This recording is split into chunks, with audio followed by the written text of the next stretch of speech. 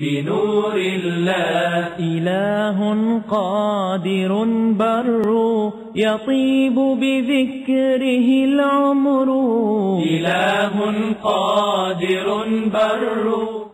بسم الله الرحمن الرحیم. د شمشاد نړیوال ټلویزیون ډیرو درنو لیدونکو او د دیني لارښوونې د خپرونې مینوالو متدینو مسلمانانو ورونو او خویندو، السلام علیکم ورحمت الله وبرکاتو.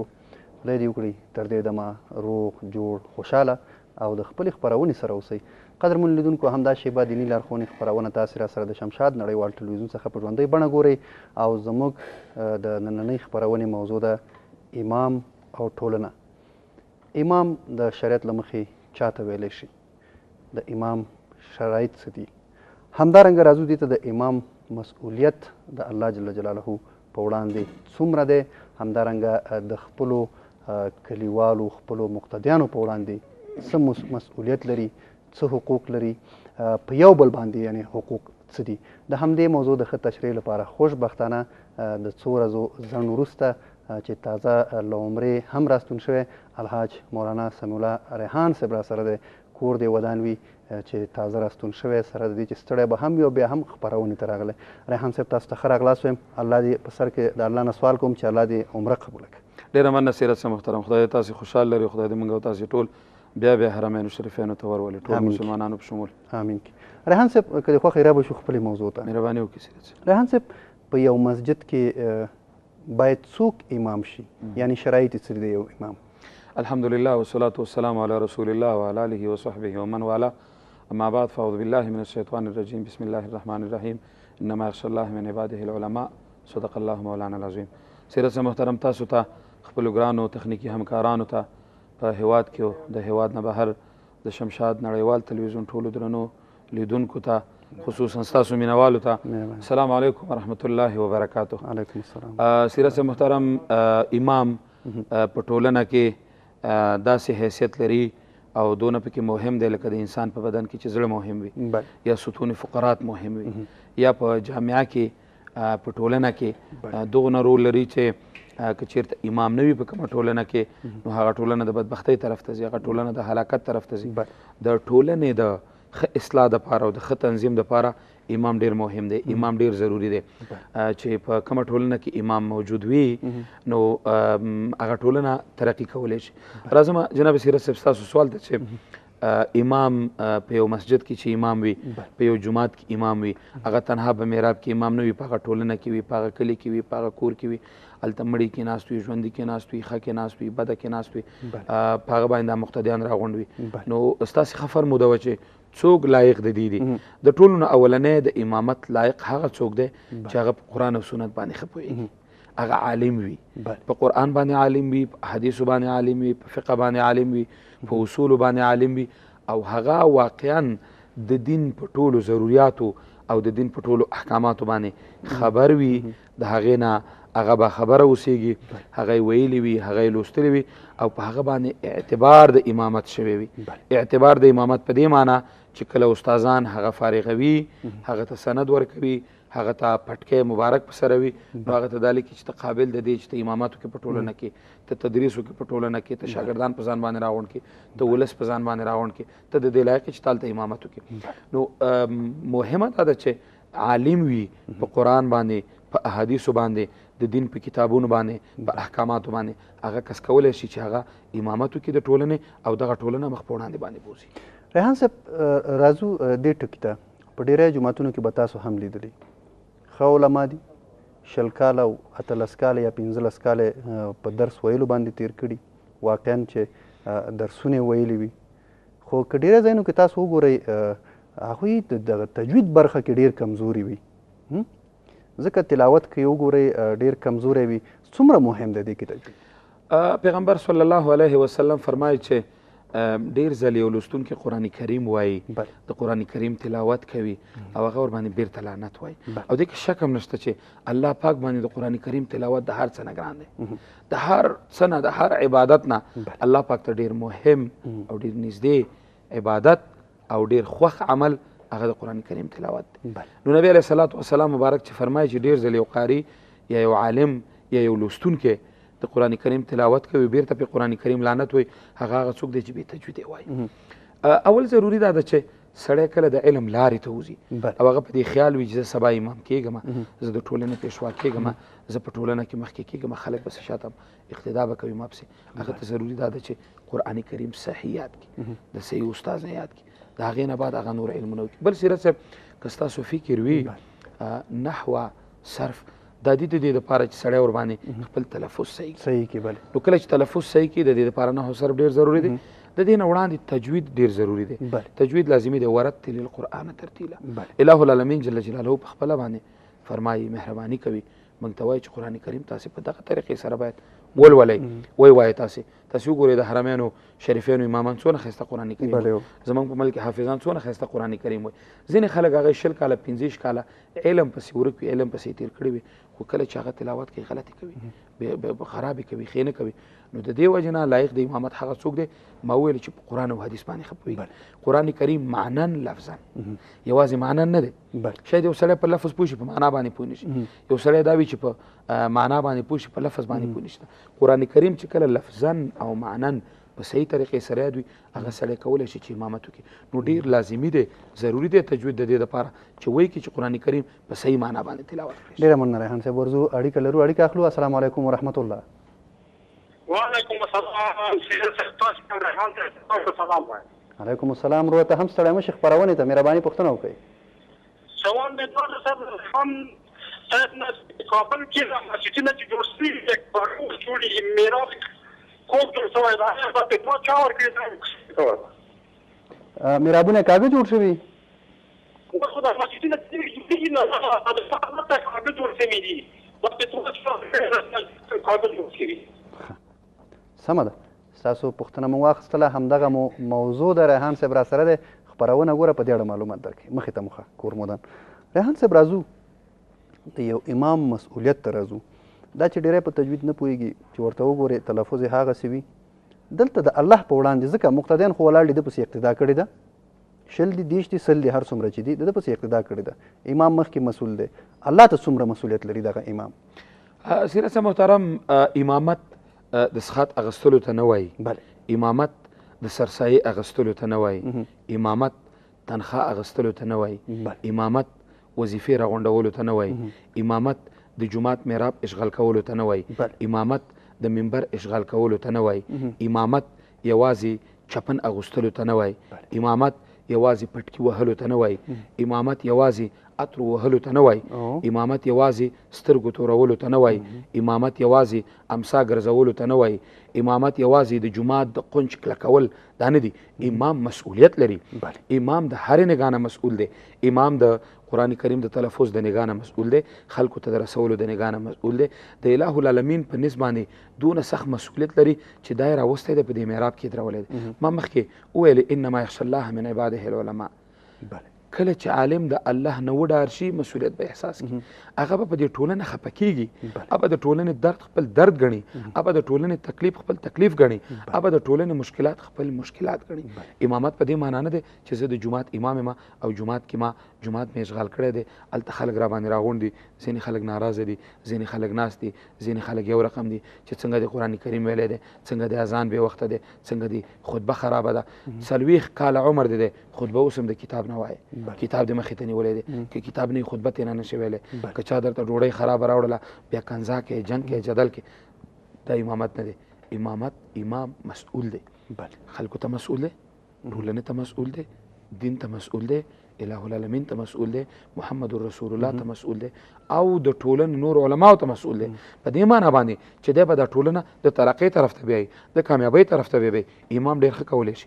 امام یوازینی هغه کس دی چې ډېر په اسانۍ باندې د الله دین او د ټولنې مشکلات دا ختمولی شي. د جمعې په ورځ باندې خلک څونه تادي کوي په ښځو باندې. جناب سیرت صاحب وایي کالي راته وتو کوئ، عطر راواخلئ، ډوډۍ په وخت تیاره کړئ، د جمعې مونځ رانه قضا نه شي، مولوي صاحب مونځ د وخته ونه کړي. زه د مولوي صاحب تقریر واورم، کله چې هغې هلته لاړ شي امام ناست دی، هغه یو څه وایي بل څه وایي هغه غر په دې غر ولي دا غر په هغې غر باندې ولي مسؤلیت نه احساسوي امام مسؤول دی امام دې ته مسؤول نه دی چې ته خیرات وخوره امام دې ته مسؤول نه دی چې ته جمعې په ورځ د خلکو ختمونو ته لاړ شه امام په دې باندې مسؤول نه دی چې د خلکو د مړو ختونه واخله امام په دې مسؤول دی چې د خلکو مړی په شریعت برابر وي د خلکو واده په شریعت برابر وي نکاح په شریعت برابر وي کوژده په شریعت برابر وي نوجوانان دې په شریعت برابر وي سپینګیري دې په شریعت برابر وي مونځ دې په خپل وخت باندې وي بېټی منوي او مقتدیان دې په ځان باندې راغونډ کړي وي دې ته ویلی کېږي امامت نو څنګه چې د الله په نسبت باندې مسؤول باید خپل مسؤلیت په صحیح طریقې سره سرته ورسوي ډېره مننه ریحان صاحب بیا هم اړیکه لرو اړیکه اخلو السلام علیکم ورحمت الله السلام علیکم وعلیکم السلام مهرباني پوښتنه وکړئ زما روژې فدیه نه وه ورکړې هغه مې هیره شوې اوس یې کولی شي چې موږ ورته هغه قبلېږي یم د روژې زکات ورکړی څنګه شوی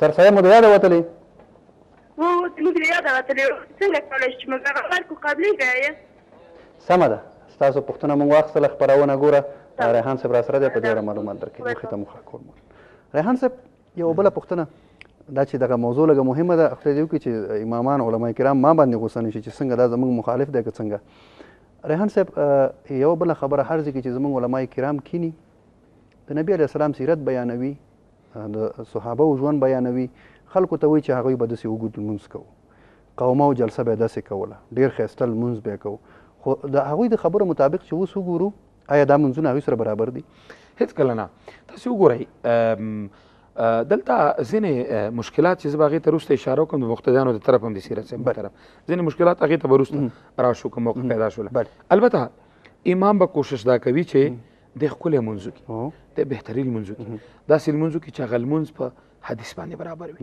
هغه لمونځ د پیغمبر علیه السلام د مانځه سره برابر وي صلو کما رأیتمونی اصلي دلته ځینې خلک یو رقم لمونځ کوي ځینې خلک بل رقم لمونځ کوي ځینې دا وي چې دونه تیز لمونځ کوي سیرت صاحب پسې رسېدګي نشي کولی ځینې دونه اوږد لمونځ کوي چې ثقل وي درون بار وي په مقتدیانو باندې دا دواړه صحیح نه دي بلکې لمونځ په طریقه باندې مهم دی صحابه کرامو څنګه لمونځ کوي یو صحابي به ډېر اوږد جمع ورکولې خلک راغله نبي کریم صلی الله علیه وسلم ته وویل چې دا زمونږ امام ډېر اوږده لمونځونه کوي موږ ستړي یو نبي علیه السلام صحابي راوغوښته ورته ویل چې مقتدیان دي ډېر ستړي ته کوشش کوئ چې لمونځ لنډ ورته کړي خو لنډ په دې معنا نه و چې هغه به 4 رکعاته په 4 منټو کې کوم نه بلکې په 8 منټه کې هغه 4 رکعاته لمونځ کوم رکوع قومه جلسه قیام قیده سجده رکوع دا هر څه به برابر و په صحیح طریقې سره به برابر و ما یجوز به الصلات هغه چې لمونځ ورباندې روا کېږي 3 واړه آیتونه دي یا یو اوږد آیات دی خو د هغې لوستل په تجوید باندې مهم دی په ښکلې لهجه باندې د هغې لوستل مهم دی دا باید امام وکړي امام داسې ونه کړي چې خلکو ته په خوله یو څه وایي په عمل کې بل څه وکړي عمل په دې معنا چې لمونځ ډېر تیز کوي خپلو جامو ته فکر نه وي خپل لباس ته فکر نه وي خیرن لباس یې په غاړه وي خدای مکه بالمازه لباس یې په غاړه وي خدای مکه شکېدلی لباس یې په غاړه وي نه بلکې خپل لباس ته هم پام وي خپل شوشات ته هم فکر وي خپل هغه شخصیت ته هم فکر وي د هغې باوجود بیا محراب کې ودرېږي او ښکلی لمونځ مقتدیانو ته ډېره مننه ریحان صاحب بیا هم اړیکه لرو السلام علیکم ورحمت الله زموږ غږ اورئ که زموږ غږ اورئ مهرباني پوښتنه وکړئ مهرباني پوښتنه وکړئ ستاسو غږ راځي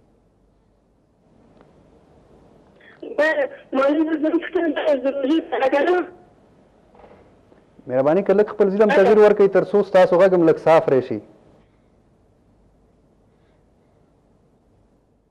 مهرباني ښه نو دې اړیکه له موږ سره پرې شوله ریحان صاحب په ډېری جوماتونو کې یوه خبره بله هم شته کیدای شي تاسو به هم لیدلي وي په امامانو باندې مړي لمبول هم لازم کړي دي دغه مړي لمبول یوازې د امام کار دی او که نه عام خلک باید ولمبوي هغه امام چې مړي لمبوي هغه پسې لمونځ نه کېږي دا زما لیدونکي شمشاد تلویزیون لیدونکي زموږ مینوال دا دې ټول واوري کم ملا چې مړي لمبوي هغه پسې لمونځ نه کېږي حاصل ځکه هغه په جامع کې خلک سپک کړي هر څوک به خپل مړی په خپله لمبوي چا چې کاکا مړي وراره به یې لمبوي د ملا څه کار دی پردي مړي لمبوي چا چې پلار مړي زامن دي ولمبوي زوی مړي پلار دی ولمبوي لورې مړی مور دی ولمبوي ترور دی ولمبوي کاني دی ولمبوي پردی ښځه دې نه راځي هغه دې نه لمبوي ځکه د مړي لمبول دا په مسؤلیت باندې کي او دا په هغه چا دي چې څوک د هغې نږدې اقربا وي هغه دې ولمبوي ما خپل استاد نه پاکستان کې یو کلي کې دا بیخي رواج سیرت صاحب ما ورنه پوښتنه وکړه ما ویلې ولې دا مړي په امامانو لمبوي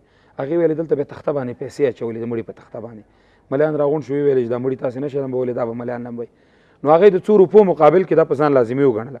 نن خلک په امامانو باندې مړي لازم ورته وایي چې دا راشه ولمبه. نه، طریقه ته زده کوي، زده دي کي.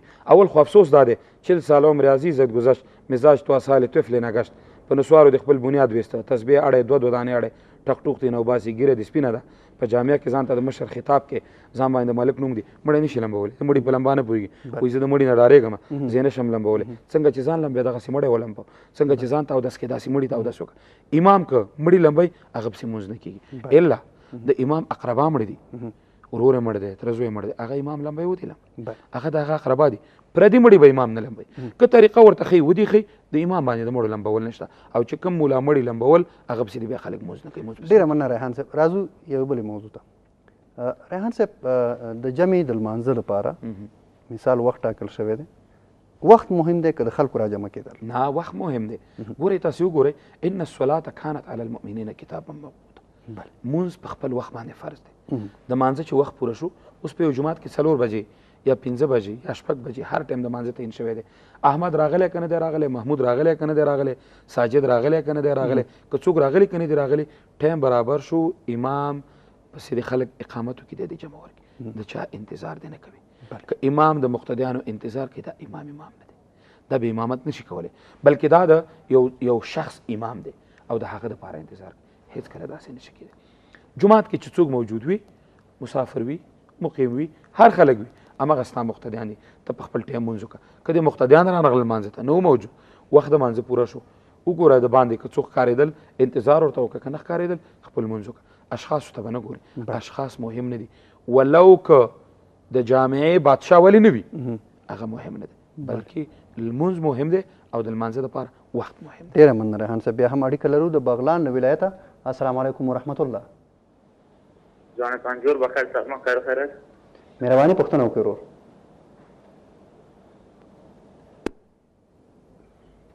فکر کوم چې د غلام شاه ورور له بغلان نه اړیکه نیولې وه او اړیکه یې پرېښوله. ریحان صاحب، راځو دې ته راځو چې د امام حقوق په ټولنه په خپل کلي څه دي؟ ډېرې ښې پوښتنې ته مې اشاره وکړه سیرت صاحب محترم. د نبي کریم صلی الله علیه وسلم یو صحابي و، هغه وایي ما خلکو ته امامت کوو، کالي مې شکېدلي وو. نو وایي یو ورځ چا پوښتنه وکړه د خپلو خلکو نه، د وخت خلیفه، چې دا امام هم ولې داسې دی؟ وایي هغې ورته ویل چې دا کله ناوخته راځي مانځه ته خیر حاضري کوي.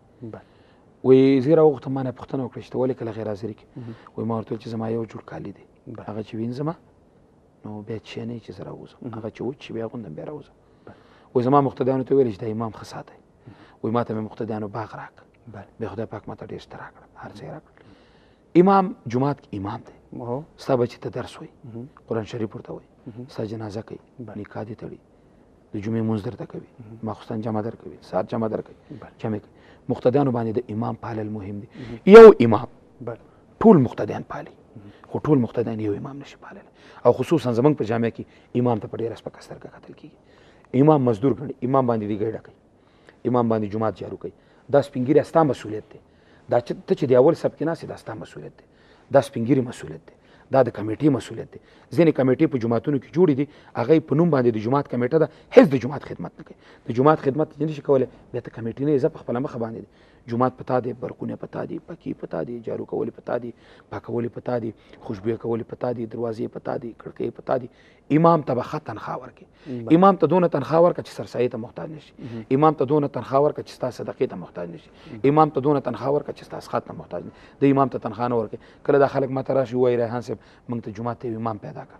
زه ورته وایم څه رقم امام درته پیدا کړم؟ وایي ارزانه امام راته وګوره. نو دا خو د دوکان سودا نه ده چې ارزانه یې وګوره، دا خو نرخ نه دی چې کله ټیټ ځي کله پورته ځي. ښه امام جومات ته راوله چې ښه خدمت درته وکړي، ښه خدمت درته وکړي. امام پوښتنه کوه، د امام سره کښېنه، د امام سره پاڅېږه. او په ټول کلي باندې دا لازم دی چې د امام خدمت وکړي. مقتدي ته دا لازم نه دی چې جومات ته راغلی تندی دې تروش نیولی دی، تبې نیولی، زور د امام نه وباسې. کور کې ښځې در سره جنګ کړی دی، هغې ته جواب نشي ورکولی، راځي امام باندې دلته پټه کېږي. کور کې د زوی سره جنګ کړی دی، هغه طالب نه بې نشي ویلی، جومات ته راځي ټیمپیس ته ګورې، مونځ هم د وخته کړی. نه ستا څوک مزدوران دي، دا ستا امام دی. امام مزدور نه دی، امام امام دی، امام بادشاه دی، امام د وخت دا حاکم دی. دی کولی شي چې د حکومت وکړي. حکومت په دې معنی تاسې وګورئ، محراب ته ولې محراب وایي؟ د حرب نه وتی دی، جنګ.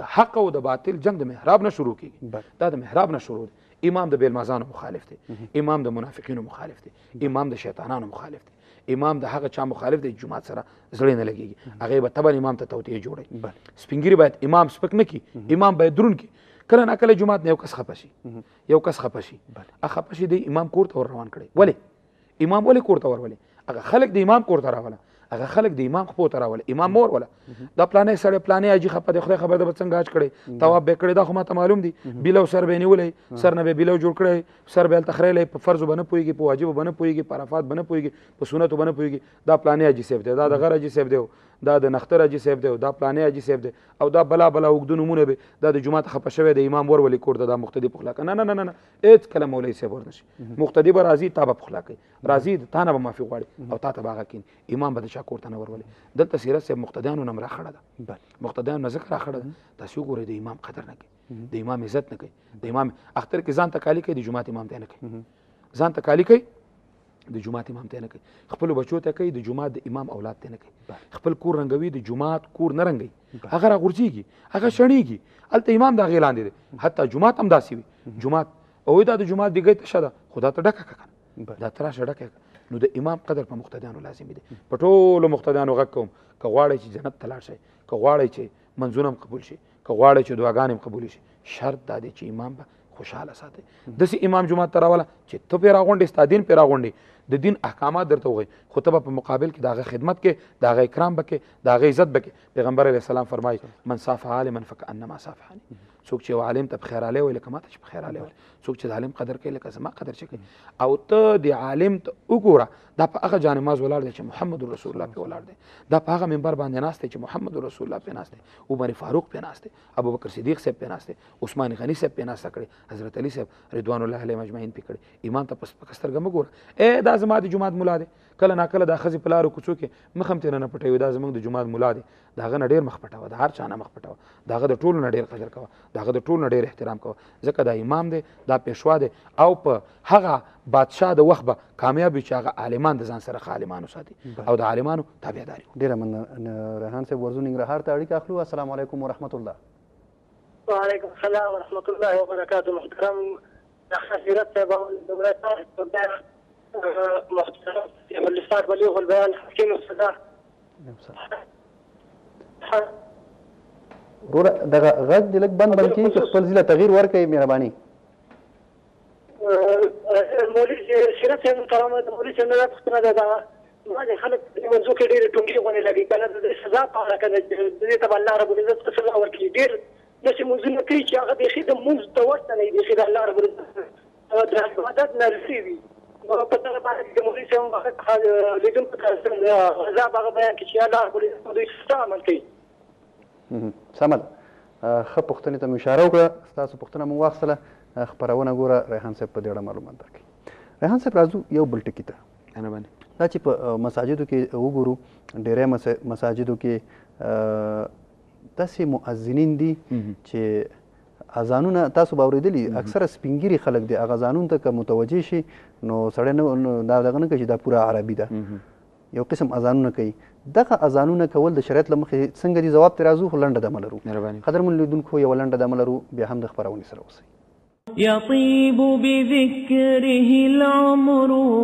إله قادر بر خوږو لیدونکو بیا هم خپرونې ته ښه راغلی ریحان صاحب راځو د مؤذنینو په اړه پوښتنه وه مننه سیرت صاحب محترم امام مکلف دی په دې باندې چې داسې څوک مؤذن کي چې د هغه خوږ اواز وي ښکلی اواز وي الفاظ صحیح وي څومره مهم دی دا مؤذن ډېر مهم دی د امام د ښه امام سره ښه مؤذن مهم دی د جومات سره مؤذن دونه مهم دی چې د هغه خوش اوازي دونه ډېره وي چې خلک جومات ته راوبلي چې دونه تریخ اوازې نه وي چې خوله کې یو غاښ نه وي د حیل الصلا په ځای حیل الفلا وایي او د حیل الفضا په حینن پناه وایي حینن پناه وایي او د الله اکبر په ځای باندې الله اکبر وایي چې دی پې ګوره مؤذن ډېر مهم دی ښکلی اذان به کوي بهترین اذان به کوي د الله پاک لوی به بیانوي په ډېر ښه انداز سره د رسول صلی الله علیه وسلم نوم پکې راځي په ډېر ښه طریقو خلک به مانځه ته چې دی سهار کې وایي چې الصلات خیر من النوم او د اواز دونه خوږ وي چې خلک په یخنۍ کې د ګرمې بړستنې نه راپاڅوي چې څونه ښکلی غږ یې وکړه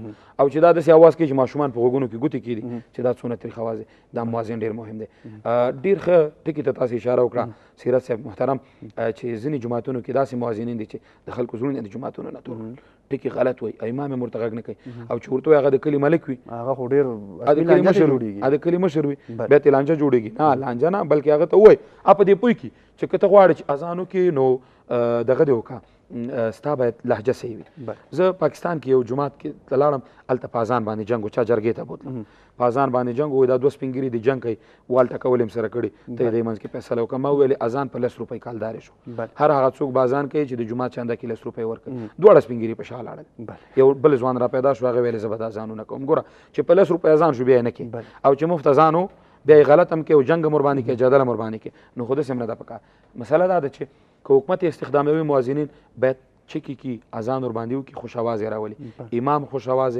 مؤذن خوش आवाज خطیب خوش आवाज ښه عالم د خیلم خاوند چې خلکو ته خدي نور رسوي ډیره من ریحان صاحب ورزو بیا هم اړیکه لرو اړیکه اخلو السلام علیکم ورحمت الله وعلیکم السلام ورحمت الله جوړه خوشاله اوسئ وروره مهرباني پوښتنه وکړئ شکر دا وروره بس مولا صاحب نه پوښتنه مم لرله لکه مخکې دا وویل مهرباني کوم مولا چې د مړی دي هغه به څنګه نشي بله نو دا کچېره مثلا یو دولتي ځای کې چې هغه چې خو د هغې امیر غړي نه وي که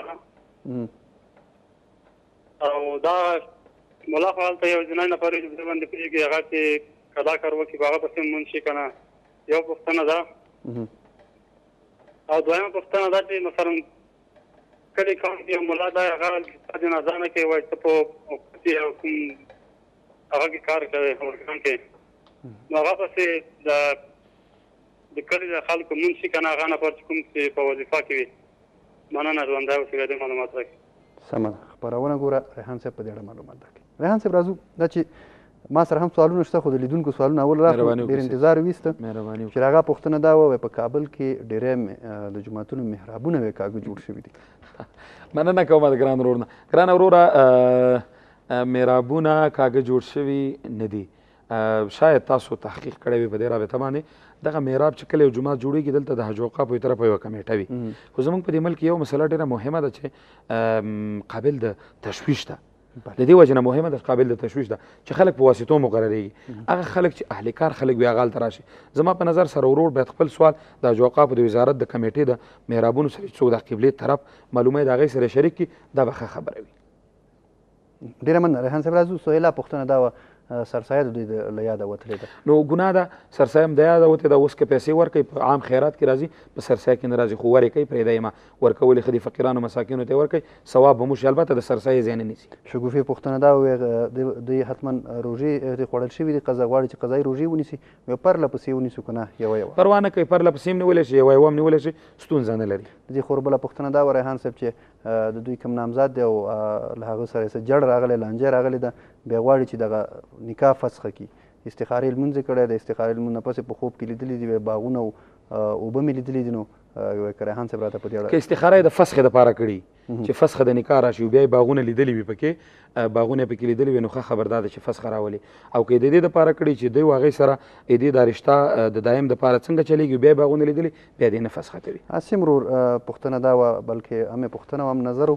وایي چې ډېری خلک داسې لمونځونه کوي چې لمونځ یې د هغه د لمانځه په طریقه نه برابر وایي څونه ګناهګار او مجرم غله په څو ډوله باندې دي یو غل دا دی چې د لمانځه نه غلا کوي نبي کریم علیه السلام فرمایي چې دا ډېر لوی ګناهګار دی هغه څوک چې د لمانځه نه غلا کوي یعنې رکوع یې برابره نه وي سجده یې برابره نه وي هسې ټونګې وهي نو نبي علیه السلام ناست یو سړی راغی لمونځ یې وکړه چې کله سلام وګرځو نبي علیه السلام ورته ویل لمونځ دې ونه کړه بیا یې وکړه چې بیا یې وکړه بیا یې ورته ویل چې نه دی بیا یې وکړه درېیم ځل چې لمونځ وکړه بیا یې صحیح وکړه نو لمونځ ډېر مهم دی باید صحیح وکړي رفیع الله د سعودي عربستان نه اړیکه نیولې او پوښتنه دا وه آیا هغه خلک چې سندرې وایي دا په فاحشو خلکو کې راځي که نه؟